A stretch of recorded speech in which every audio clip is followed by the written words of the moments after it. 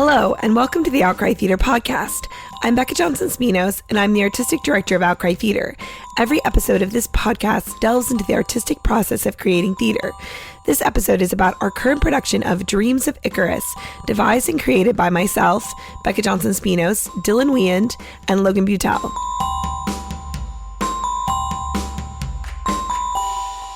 Hi, this is Miss Becca.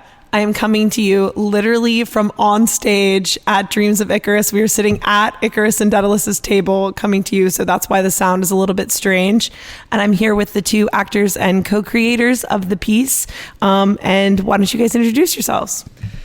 Hey, this is Dylan. I play Icarus. Hi, I'm Logan. I play Daedalus. I want you guys to take me back to how this all began and tell me about the genesis of this project and what happened from your perspective. Well, you see, I was sitting in Spanish class when I get a text from Miss Becca, and she's like, "Hey, you want to do a devised show with me and Dylan?" And I was like, "Yeah." And she was like, "Let's do the story of Icarus." And I was like, "That's dope. I like that story. Let's do it."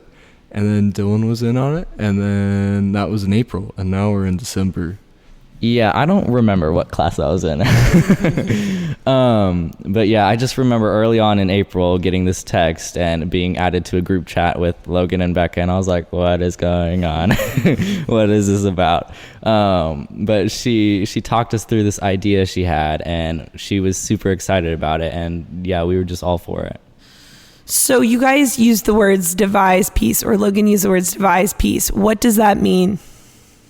Instead of making a production from an already existing script where the production may or may not have already been done, we're basically making the show from the ground up. We're building all the characters ourselves, we're building the script ourselves, we're building all the movement ourselves, just everything about this play from the ground up, coming from our three brains together. Yeah, we made this from scratch. So there was nothing. And we literally, day one, started building this thing, like Logan said, from the ground up. We had to make costume decisions, prop decisions, everything we had to talk about with each other and really talk through it and try to make the best decisions for the show and really tell the story. So it was really interesting creating this thing with just two other people and no one else to help you. It was well, Mr. J actually helped us a little bit. So that was cool. But yeah, it's literally starting from nothing. So what were those early rehearsals like? I want you guys to talk to me about the beginning of the process when I sort of threw you into this. I think, the very first day I sat you down and I told you the story of Icarus and Daedalus, and sort of my sort of beginning sense of the way that I wanted to approach it. But talk to me about what the first few rehearsals were like, or what the beginning of the process was like, and how you felt. The very first rehearsals, I guess you can put that in quotation marks, because basically Becca sat us down, and everyone knows, most people know the story of Icarus. They know the ending anyway. But she kind of gave us all this very rich, interesting context that we wanted to put into our story that was very much just as interesting as the end of the story. So we kind of discussed what elements we wanted to include with that. But I think a very huge hump the first few rehearsals, and I think Dylan can agree with me on this, is that because Becca's a director, she's very used to making executive decisions all the time, and as actors, we don't do that. So it was having a say in the creative process and being just as much a part of it was very jarring, and I think it still is. Becca early on had written this big monologue for Icarus, and it's amazing. But that was one of the first things we did, one of the very first things. So I remember one rehearsal, I just come in and we have this monologue and she's like, go for it. We have no blocking, nothing. And it's just like the words, and we literally just try to make decisions and just go for it and make blocking choices and talk about what we think should happen. And so that was really just getting thrown out there and really just going for it. But then there's also these other rehearsals where we knew kind of what scenes we wanted to do. So we just like talked about it. And then Logan and I had to improv the scenes, which was fun. Actually, I thought it was pretty good improv. Like it was like fine for me. But then we would get notes and we'd talk about some things and like what we want to change about the scene and what we want to do differently, and we just improve on that, and we'd use that as a foundation for our scenes. And then Becca would just basically extrapolate from that and then kind of fill in what she thought probably should go in there that maybe we missed from the scene, and kind of round it out. And then that would be kind of how we would make a lot of the scenes in the play. The first few rehearsals went very, very slow because we started in like April, so we thought we had so much time. I mean, we're performing in December, guys. Like, come on. But so we went very slow. Like, when we started to choreograph stuff, we may have done like 4 8 counts for 4 hours or something. But yeah, that's kind of how slow it went at the beginning because we just had to like get the idea and the feeling for the show. So Logan talked about in early rehearsals the improvs, and I think the boys are a little bit embarrassed by it because there's definitely some stuff in those improvs that does not need to see the light of day. However, there were so many things that happened in those improvs that did make it into the final script that really, really works so well and actually thematically makes so much sense. For example, there's a scene where we go back in time and we see Icarus and Daedalus when they're children, and Logan in an improv asked Dylan to have an arm wrestling match with him, and they talked while this arm wrestling match was happening, and it was actually completely brilliant, and it really, really illustrates Daedalus's need to be stronger and more powerful than his little brother. He'll do it in a playful, fun way, but in a way that still is just a way to kind of push him down. I know that one was Logan's idea, but there are so many things in the play that we don't even really maybe even know whose idea they were, because they've just sort of become part of the way that we talk about the show and these characters. Obviously, you guys talked about being a little bit nervous at the beginning to give your input and try your ideas. How has your feeling about it changed over time, and how do you feel now versus the beginning of the process? In the beginning, I didn't want to say anything because, who wants to go against Becca's word? Like, bro. But now it's like we're all so comfortable with each other, and we're doing this thing together. So if I have an idea, I'm not scared to say anything because I want it to get out there, and like we have to solve this problem together, or we have to get over this mountain together, and we have to just make this thing happen. So holding back an idea is not helping anyone. So I feel like now I'm just like totally, I don't care. I will say my thoughts. See, at the beginning, I was very scared to offer my input, and nothing has changed. I'm still very scared at offering my input. I have just become better at pretending that I'm not scared, and I just do it anyway. The statistical number of times that I've offered input has increased dramatically, obviously. A lot of things that I kind of offered a lot of input on had to do with kind of Daedalus's journey through the story and his kind of arc. I just made a lot. I think I ended up making several suggestions about that, and I'm somewhat proud of myself for being so vocal about it, even though I was very scared about it. I was very scared. But yeah, nothing's changed. I'm still scared. So we wrote the script or I wrote the script because I was the one who wrote it down, basically. in a Google Doc on the internet, and Logan would literally be watching me write scenes from his computer at SMU in his dorm room. And I'd be like, go away, Logan. So tell me, for people who don't know this myth or don't know the backstory of this myth, tell me a little bit about the story, and tell me a little bit about how our version of it might be a little bit different than other versions of the story.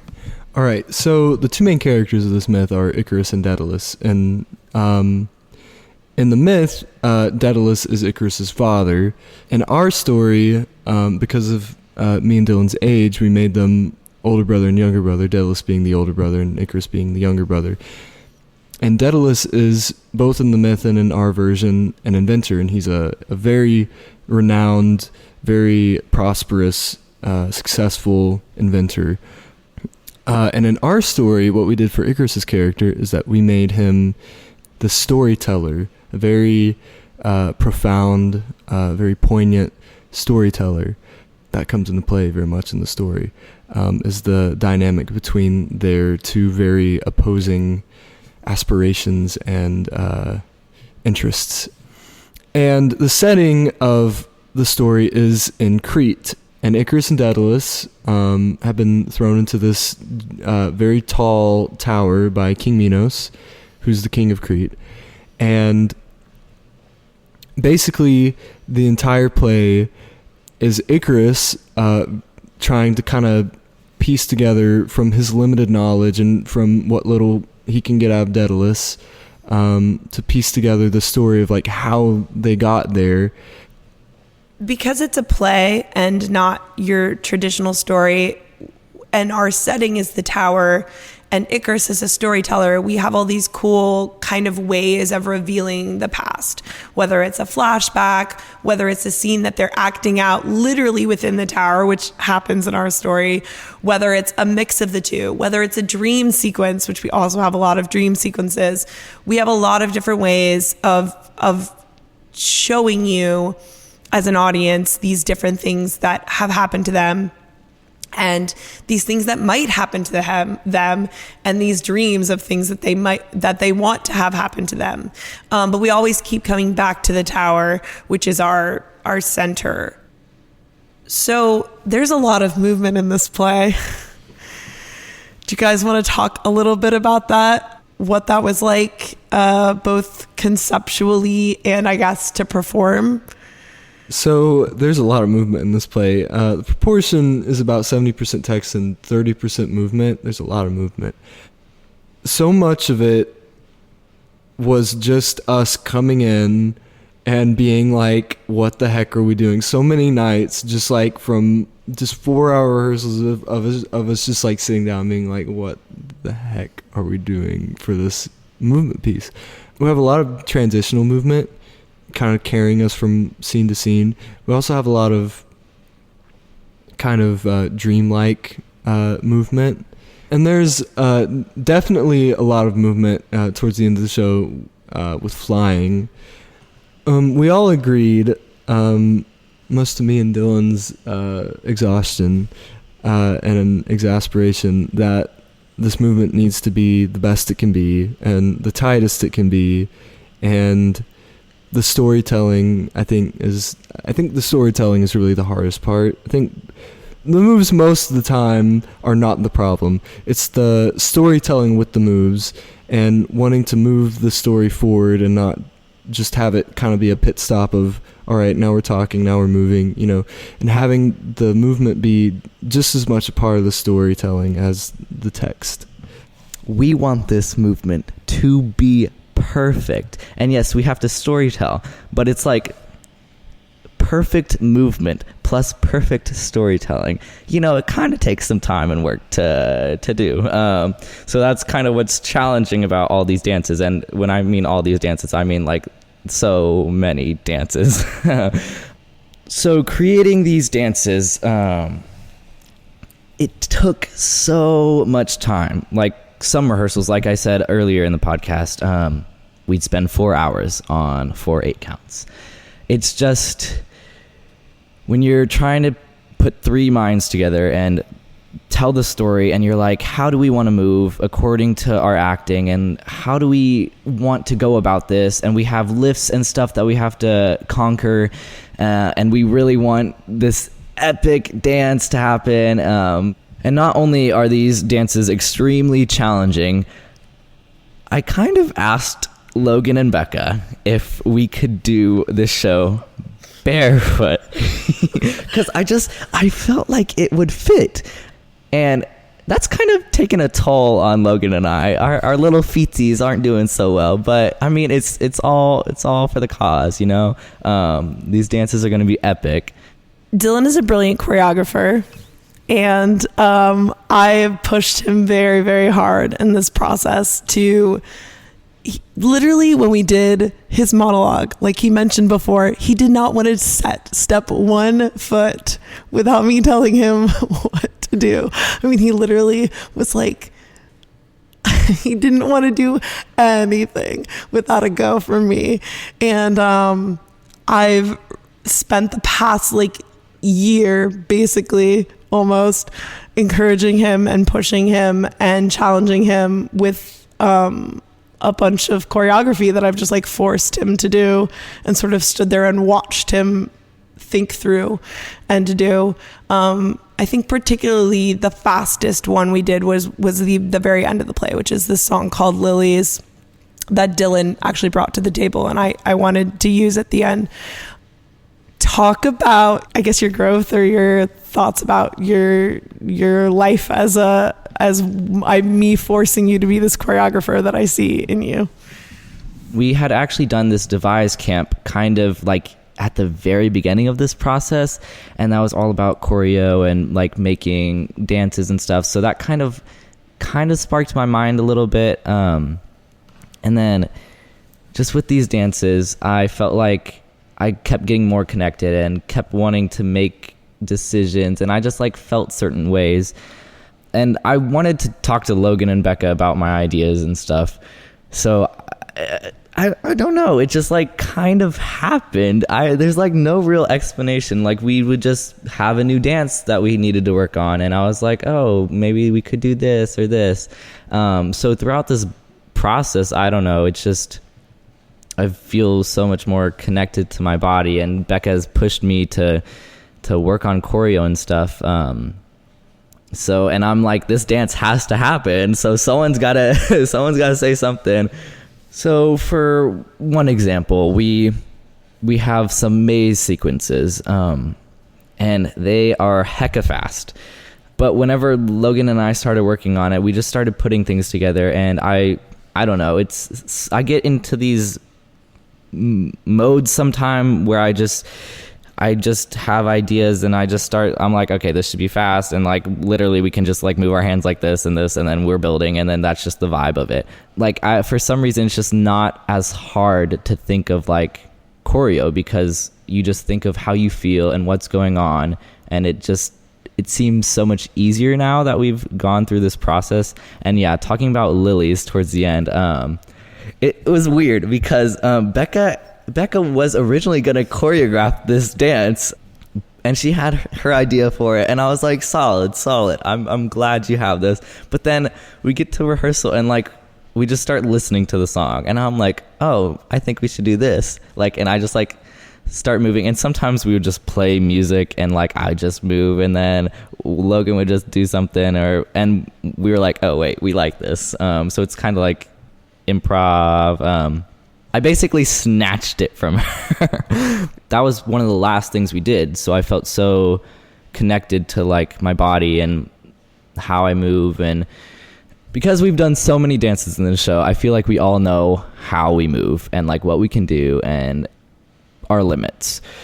So towards the end, it was a lot easier to create this dance because all we had to do was think about what we wanted. We just knew what our limits were, and so when we were creating this dance, we just I don't know, it flowed and felt really easy. We did it in 2 nights, three rehearsals maybe, which was really good for us. I wanted to help, and I wanted to obviously offer my input and to give my ideas, of course, but I really wanted to do this piece to challenge Dylan and Logan, to challenge them, to push them. It wasn't about me doing what I wanted, because if it was just me doing what I wanted, then I would have just written it myself and done what I wanted and directed it. It was about pushing them to have a challenge and to have to do new things. So what is the hardest part about this play? Let's turn to page 1 of 200. The hardest part, I think, was kind of learning to come out of my shell. I could talk about how the movement is really hard. I could talk about how the acting is really hard. I could talk about how this being a 2-person show where like you just like have to be in it for like 24/7 for like every single like attosecond of the play. You have to be like in it 120%.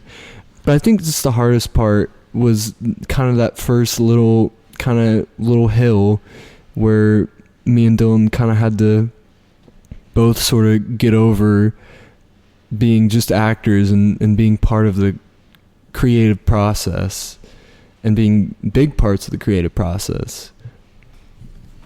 I guess the hardest part for me in this process was somewhere like in the middle. It was just finding out who Icarus was. In a classic setting, whenever you just start a play and you get the script and you know your character, you've read through it, you know what's supposed to happen.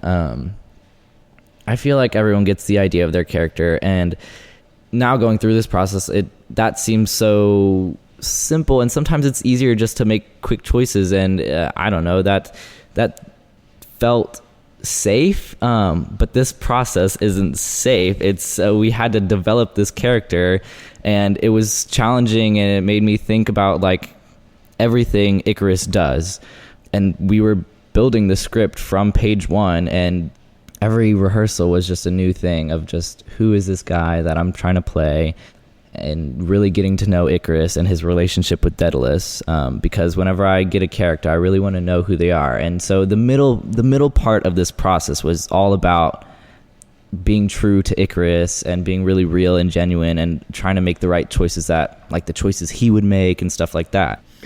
Yeah, and as far as a character development situation goes, you don't ever show up and suddenly someone hands you a monologue and goes, hey, so I wrote you this monologue where your character completely changes about 2/3 of the way through this show, because that's exactly what happened to Dylan.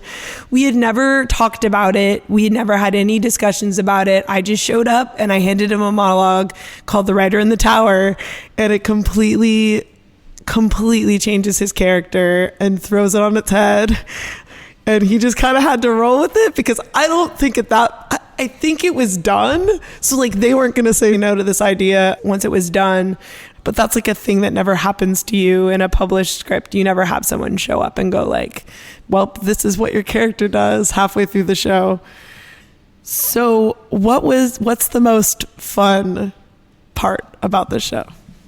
So for the show, my favorite part, has to be towards the beginning, because Icarus and Daedalus actually go back in time and they get to be little kids, and having that scene with Logan, it's one of the most fun scenes, because you don't have to worry about being imprisoned in a tower. You're just little kids talking about what you want to do and your dreams and everything.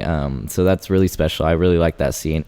But about the process, the most fun part of the process for me is probably creating the dances, because just working with Becca and Logan, it's a whole thing. You start with what you want to tell, like the part of the story you want to tell, and then you got to find the right music for that. And listening to all these different potential songs is super cool. And then once we start choreographing to that, and trying to tell the story, I really like creating the movement for the dances. It was always just fun whenever we had a dance rehearsal, or because I was like, today's gonna be a good day. Okay, so the most fun part of the show for me is also towards the beginning. So Icarus and Daedalus are in the tower, and basically Icarus is like, hey, tell me about what happened when you met up with King Minos for the first time. and we act out that scene. So that is a mixed scene where it's us acting it out and it slowly shifts into a flashback.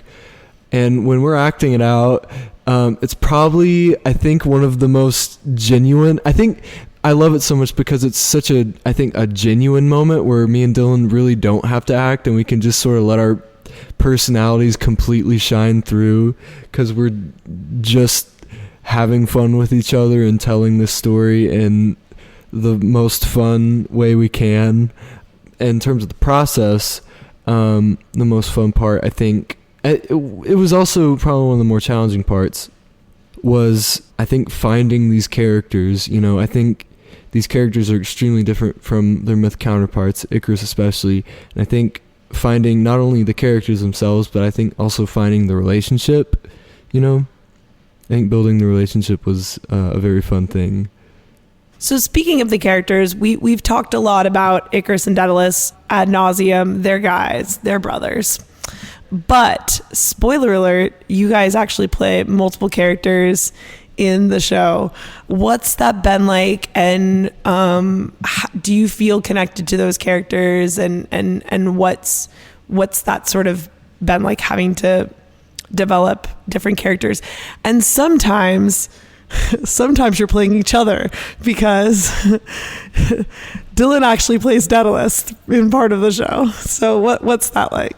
Okay, so yeah, it's a 2-person play, but there's more characters in this myth than just Icarus and Daedalus, so we were like, okay, we got to play more characters. So I actually also play the character Talos, and Talos is Daedalus's apprentice. And I actually do feel really connected to Talos because he starts as just this average guy, but Daedalus really shows him that he can be something special and something more, and I feel really connected to that. And then I also get to play Daedalus, and I love playing Daedalus because I basically just get to make fun of Logan. But no, it's actually pretty cool because you're like, you're playing your brother and you're just being goofy. So I think that scene's pretty cool too. So first, I play King Minos. And so the first part of that scene, as I said earlier, is like so fun because I'm basically doing an impression. I'm not really doing an impression of Edwin, but I am. Edwin played the Mad Hatter in Disney's Alice in Wonderland.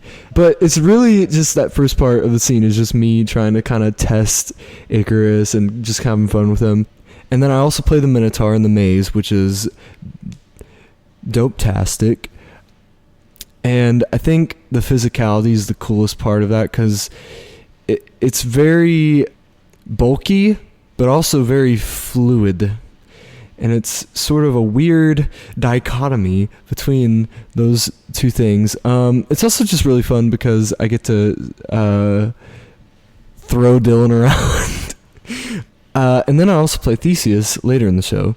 And Theseus is very much sort of like kind of the strong-jawed, kind of Herculean hero. And it's very cool to do that. It's also cool I think me and Dylan both get to transform on stage into these characters, and I think that's like really cool.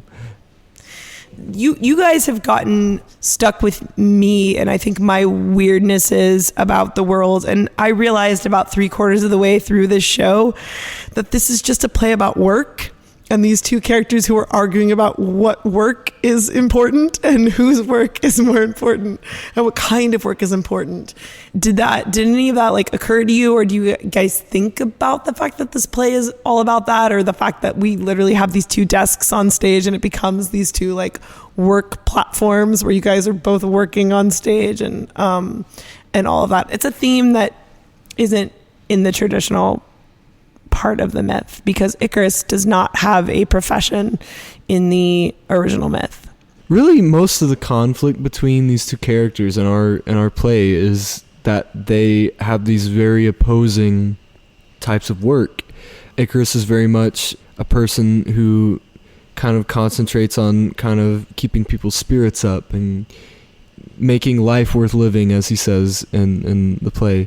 And Daedalus is very much sort of a person who works for necessity and making quality of life better and making the world better, solving problems. And I really think that it really serves their individuality very well too. I think Daedalus very much has this sort of pressure on him because he always was expected to be sort of this golden child, this brilliant person, because of the condition that him and Icarus live in as orphans, and him always wanting to kind of make their lives better. I think that kind of suits his want to make other people's lives better and make quality of life for everyone better.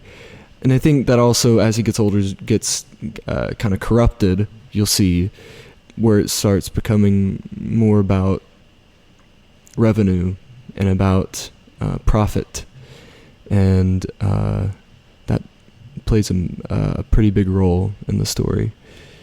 For Icarus, it's about storytelling, and I mean, guys, that's what we're doing here. So, I mean, that really connected with me, and it's really important. And obviously, you can tell it's very important to Becca through her writing, and it's important for all three of us.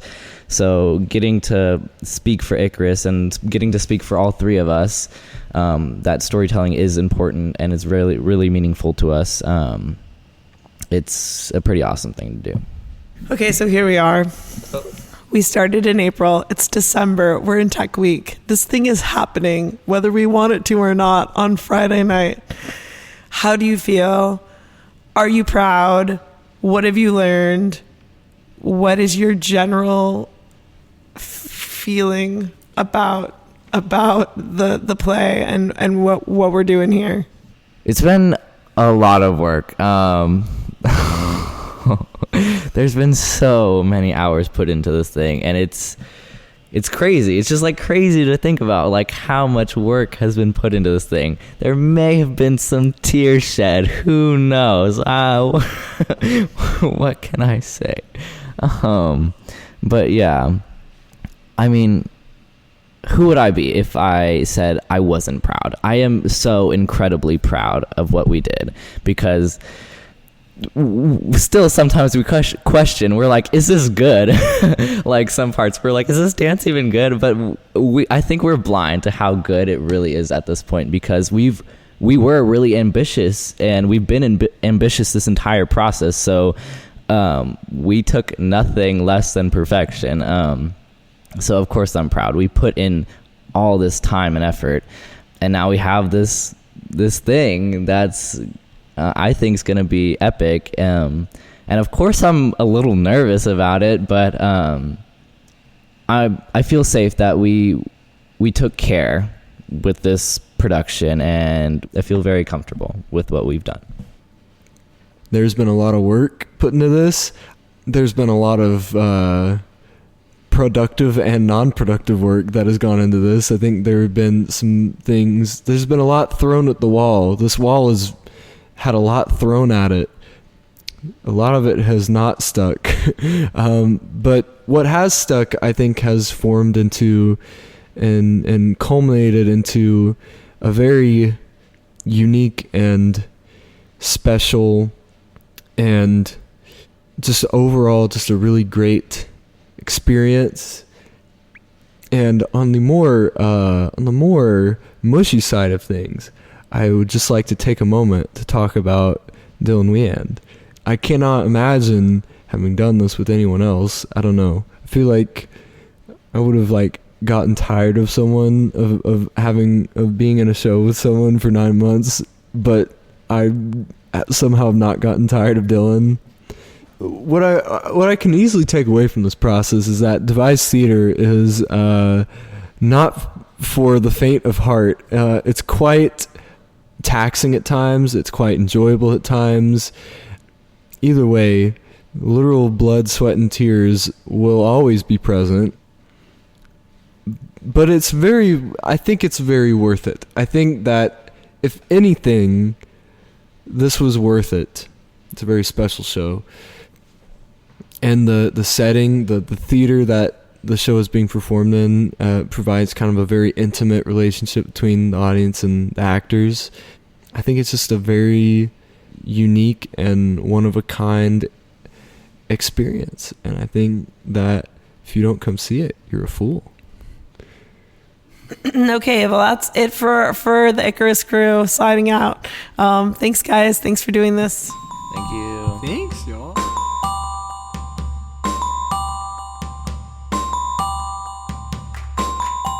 Thank you so much for joining us for our latest episode of the Outcry Theatre Podcast.